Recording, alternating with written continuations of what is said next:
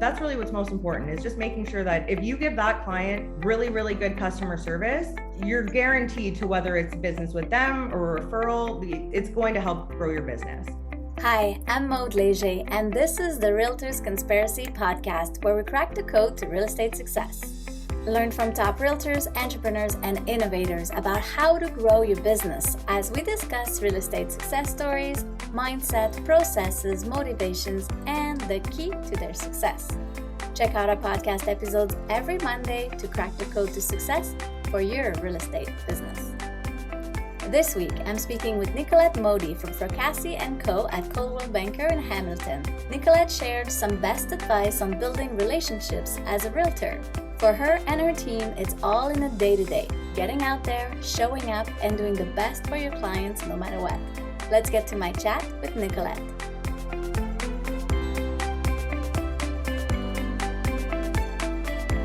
Hi, Nicolette. Thanks for joining us on the episode today. Tell us, what is the key to your success? Just relationships, really building relationships and maintaining those relationships. That's been a huge key to my success, and something that I always stress to new agents, to really just appreciate those relationships you have. Yeah, very cool. Yeah, how do you nurture those relationships, or how do you keep up with following up with them?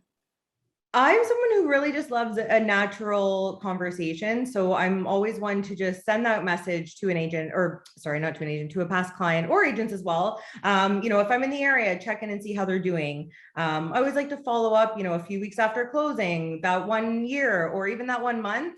But really just, I really am one to just cherish those relationships and nurture them. Nice. If you were to share tips and tricks, how do you keep up with it? Do you have like a CRM you're using, or process? What is it? A calendar is your best friend in so many ways. I always say that is the one app that I couldn't live without is going to be my calendar app. And Yeah. I've made sure to upgrade to something that is going to be more user friendly. But I am just truly one to add everything into my calendar. I love it.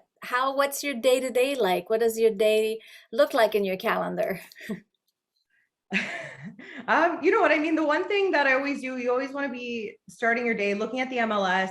I'm one person who I always like to say, the night before is when I'm really going to be looking at my calendar. What do I have to do? So that morning when I wake up, I know, okay, what do we have going on? What listings do we have coming up? What closings? What clients do I have to follow up with? What prospective sellers do we have to be following up with? But really, I mean, it's, the day always starts with MLS. Let's see what's been going on in the market. I joke too, that's something that you should be checking throughout the day, keeping an eye on it. But no, really, it's following the market and making sure you're on top of those first appointments. Yeah, for sure. Keep your day organized, Yeah. and have some key points to look at and touch base with people.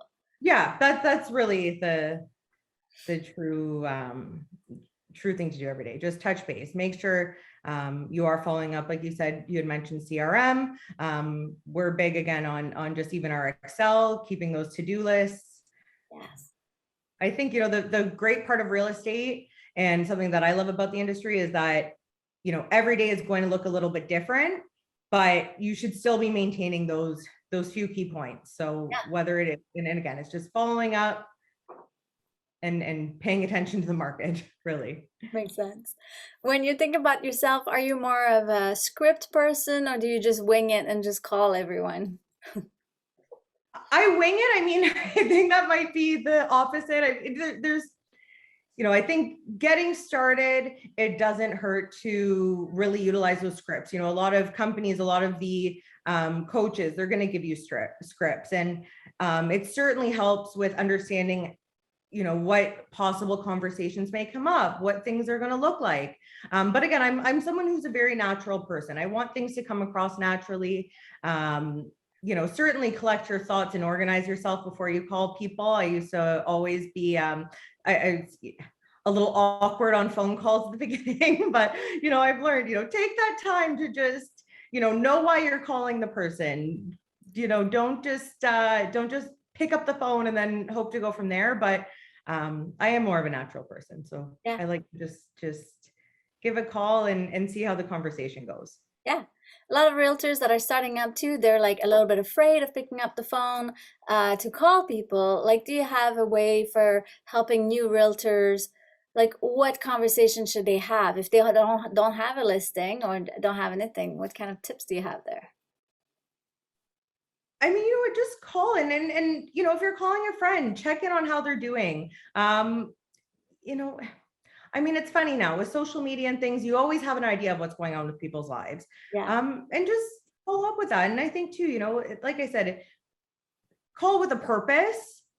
Don't just call up someone and say, oh, hey, how's it going? I mean, call, if maybe you have a listing in the area, maybe you're curious about the area, maybe, they've been in their house for a few years, or, it's just, yeah, it's keep it natural. I think, the tough part is, and again, when you first get into the industry, they're going to tell you, call someone and say, well, do you know anyone who's thinking of buying or selling? And sure, that's a question that you always want to kind of have top of mind when you are talking to people, but keep it natural, really. Yeah, I love it. One thing that your team is focused on is luxury and how to treat every home with luxury. How do you apply it to your clients? Well, we have a pretty good structure of how we do handle our clientele. So as we've said in the past, whether it's a lease or a $3 million listing, we have our packaging plan, or our marketing plan, I should say. So, we really just make sure to stay organized. And again, as in when you're calling people, make sure that you do know what you're going forward with. Yeah. And really, it's just making sure that you are on top of your client's needs, right? Like focusing on the important things, making sure that, we're the professionals. So we need to be going in there with our plan, with our knowledge, utilizing our, the plans and strategies that we've put in place. Yeah. And ultimately just doing as much as we can for the client. That's really all it comes down to. Like, you're hiring us to make sure that we handle all the hard work. We want to make sure that you're at ease, making sure that every step of the way is as easy as possible. And just really going in there with confidence, I guess you could say. Yeah, I love it. I love it. Once you do have a listing, you treat them really well, you have your luxury approach. What's part of your marketing plan to leverage your listings to get your next listing? Just doing a good job. Honestly, it's all that, and I know I've said at the beginning, it is all relationship based. Like, doing what you said you're going to do. So when we go in with the listing, we have our procedures, we have our plan put in place. We uphold that property to the highest standard. So again, it doesn't matter if it's a lease, if it's a sale, whatever it is, we're going into that home and we're going to do the best job possible. And really, some people will say, you send out your just solds, you send out those things.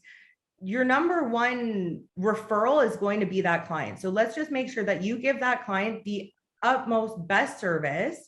The listing also speaks for itself. When you put in that effort to the listing, they're going to be excited to show their friends, look how great my house looks, or, they're going to show that off. And that's really what's most important, is just making sure that if you give that client really, really good customer service, you're guaranteed to, whether it's business with them or referral, like it's going to help grow your business.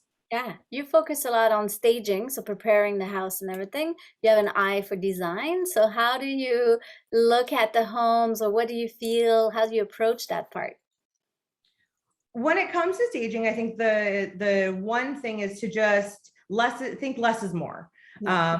You really want to be looking at it. And obviously, I have my own taste. You can see it in the background. I love, the very earthy. I love the wood, the black accents. But if I'm staging a house, this isn't exactly how I'm going to be doing it, right? You want to keep it very neutral. Like I said, less is more. A lot of the time when it comes to the staging, it's the biggest step of it is removing items. So you want to depersonalize. Sometimes people just have too much furniture. So it might be more practical, but it's not practical for selling. So that chair that you love to sit in the corner and watch TV, it might be great, but it might need to be taken out when it comes to sell. Yeah. So that's really just, the biggest thing. And I think too, just focusing on the space, you want to work with the home itself.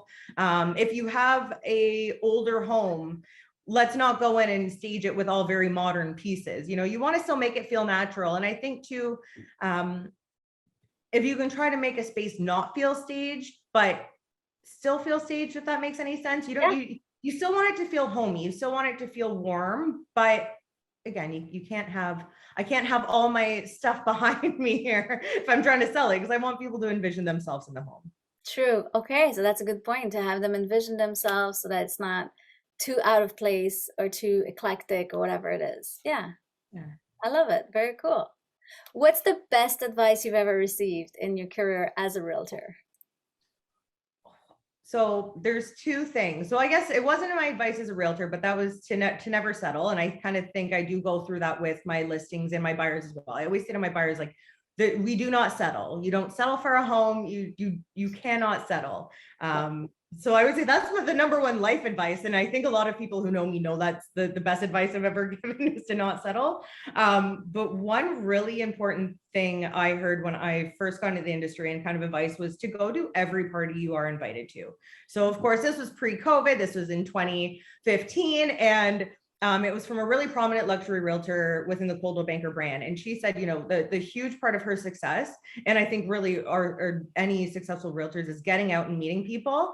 And that was kind of that one thing that stuck with me. And as someone who, I can be very outgoing, but I love to be at home. I love to be by myself. I'm an only child. I don't know if that has to do with it. I can be very reluctant to say, oh no, I'm going to stay home tonight. But really getting out there and just meeting people is huge for this industry. And especially now, I do feel for the agents who have come in over the last few years, because, you haven't had that networking opportunity. You didn't have the open houses. You didn't have the parties. You didn't have the weddings. Like, you didn't have those things, which sounds funny, but it is really great for new agents to get out there. Yeah. But really, yeah, that's that one thing, was just go to every party you were invited to. I love it. That's so cool. It's the way to nurture people, friends, family, all of it. Yeah. And you never know who you're going to meet, right? And I think it's just, especially now, coming out of everything, it's all the more reason to get out there and see people, and meet people, and obviously with your comfort level, and just. Yeah. You can still go to every party. They're just smaller amount of people right now. Yeah. And like I said, even just when everyone was doing those Zoom parties, or the little, there was an app, and it was all those things. It's still good. Get out there, meet, just meet people. And I think too, a huge part of that thing, and kind of in line with the going to all the parties you're invited to per se, it's also put yourself out of your comfort zone, which I think is really important. Yeah. Very true. I love it. Thank you so much. Thanks for sharing all of this. Where do we find you? So we do have Instagram. So I'm at Hamilton Burlington Sales. I'm also trying to dabble into TikTok, which is also the same handle. And then of course we have our page at Fracassi & Co, which we do post all of our new listings, and just we love to really get content out there. That's amazing. Thank you so much. Thanks for sharing all those tips. Super helpful for all realtors out there. Yes, no, thank you so much for having us. And really, like you said too, if anyone ever has any questions, they're always welcome to reach out on our social media, whether it's just DM or you can get our contact there, and we're always happy to help. We were all new agents at one point, so I think it's really important to help out where we can. That's so true, so true. Thanks for joining. Subscribe to our podcast, Realtors Conspiracy, today.